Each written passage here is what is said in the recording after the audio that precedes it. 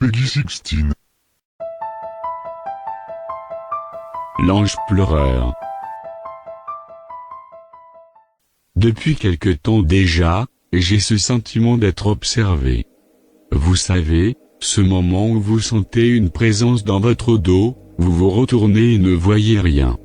J'ai ressenti ce moment pour la première fois il y a de cela un mois, en passant au Vatican lors d'un voyage scolaire. Mes amis et moi avons ri devant une statue d'ange, qui semblait pleurer au milieu des statues joyeuses de petits anges potelés. Celui-là, il est moins bien payé, ai-je dit. Il gagne pas le SMIC, le pauvre homme pigeon. Ces blagues n'étaient pas drôles du tout, mais nous en avons ri de bon cœur. Mais la pièce où étaient présentées les statues n'étant qu'une étape de notre chemin, nous étions partis sans prendre le temps de regarder les statues plus longtemps. Le soir, dans la chambre du petit hôtel où nous logions, nous passions en revue les meilleurs moments de la journée. L'espace d'un clignement de paupières, je crus voir une personne dans une posture étrange nous regarder de loin, mais il disparut aussitôt. Je ris moi-même de ma bêtise, je m'étais fait peur tout seul. Nous nous sommes finalement couchés, épuisés par le voyage.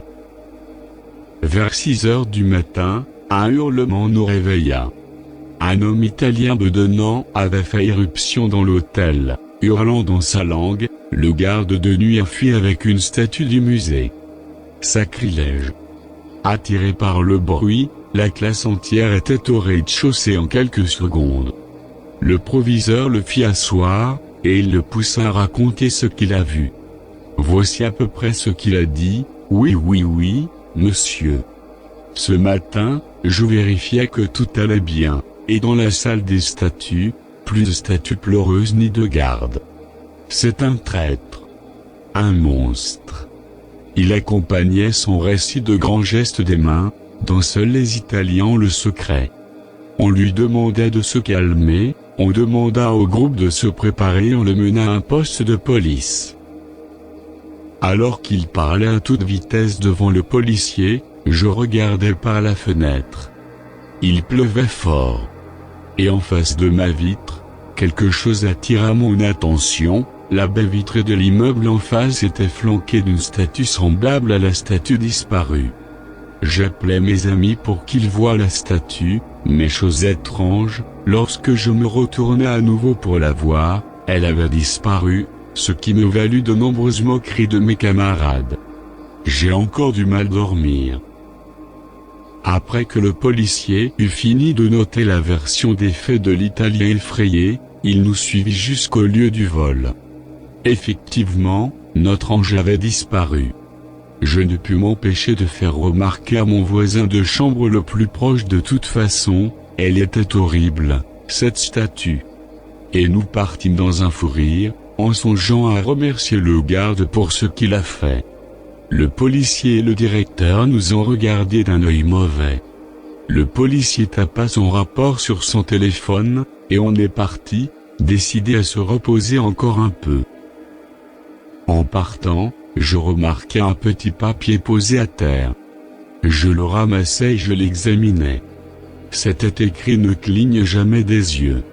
Là, j'étais plié en deux. Vous vous souvenez de ce vieil épisode du Docteur Who, avec David Tennant, où il était question d'anges pleureurs?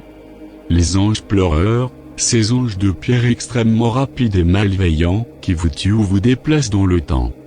Ces monstres qui ne peuvent bouger que quand vous ne les regardez pas, même si vous clignez à peine des yeux, ils ont le temps de bouger. C'est là que ça me saute aux yeux, on voulait nous faire croire à une invasion d'anges pleureurs. Tous ici voulaient retrouver le gardien pour lui faire sa fête, mais moi je voulais le féliciter. Ce voyage ne sera pas si barbant qu'il en avait l'air, finalement. Plus tard dans la journée, notre visite fut annulée, la police ayant quadrillé le périmètre pour chercher des indices, à l'inspecteur Derrick.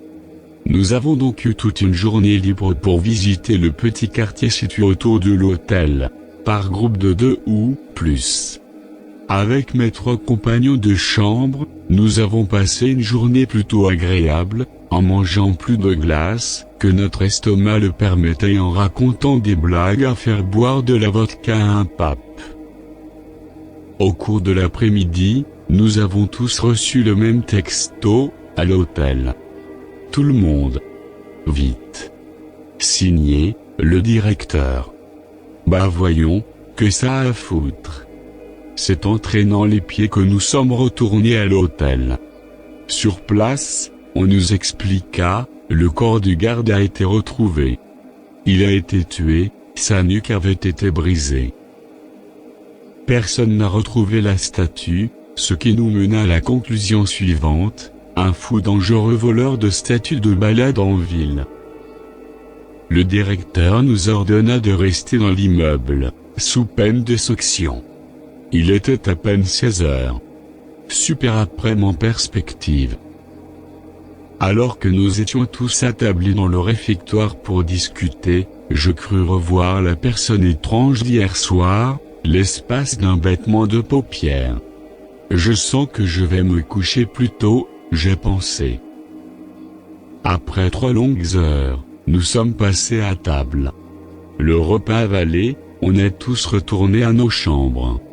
En passant devant la porte d'entrée de l'hôtel, je la refermais. Bizarre, je l'avais fermée en rentrant, et j'étais le dernier à rentrer. Absorbé par mes pensées, je ne vis pas le temps passer que j'étais déjà dans ma chambre. Quelques minutes plus tard, un cri nous ramena en bas. La professeure qui était avec le groupe avait vu disparaître le directeur lorsqu'il est passé devant la porte d'entrée. La porte était entr'ouverte, et devinez ce qui était là? Un ange de pierre. La prof hurla et referma la porte. Quelques secondes passèrent et son téléphone sonna. Le numéro du directeur. Comment ça? À l'hôpital? Oui. Bien sûr. À tout de suite, monsieur le directeur. Comme nous avions tous entendu, on s'est mis en route vers l'hôpital, ouvrant avec précaution la porte. Mais plus de statue.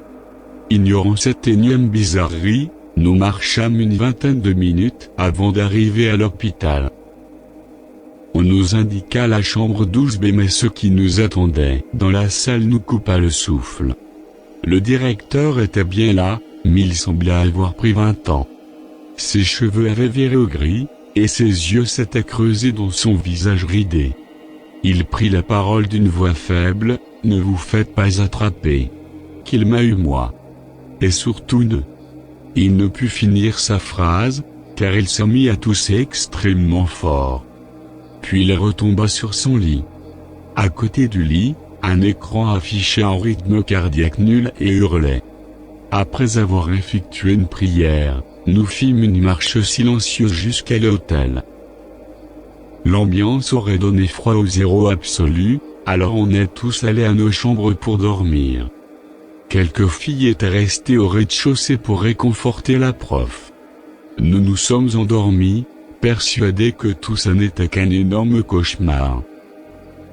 Vers 2 heures du matin, nous fûmes réveillés par un bruit de pierres frottées sur un plancher. Et là, j'ai fait la plus grosse bêtise de ma vie. J'ai allumé les lumières. Une statue d'ange se tenait dans l'encadrement de la porte, les bras verts. L'avant, une expression démoniaque sur le visage. Je sais désormais qui est le tueur du gardien. Et il n'a pas volé de statue. Tu peux liker d'un pouce ensanglanté, je te préviens t'abonner à cette chaîne te plongera dans un cauchemar sans fin, alors abonne-toi.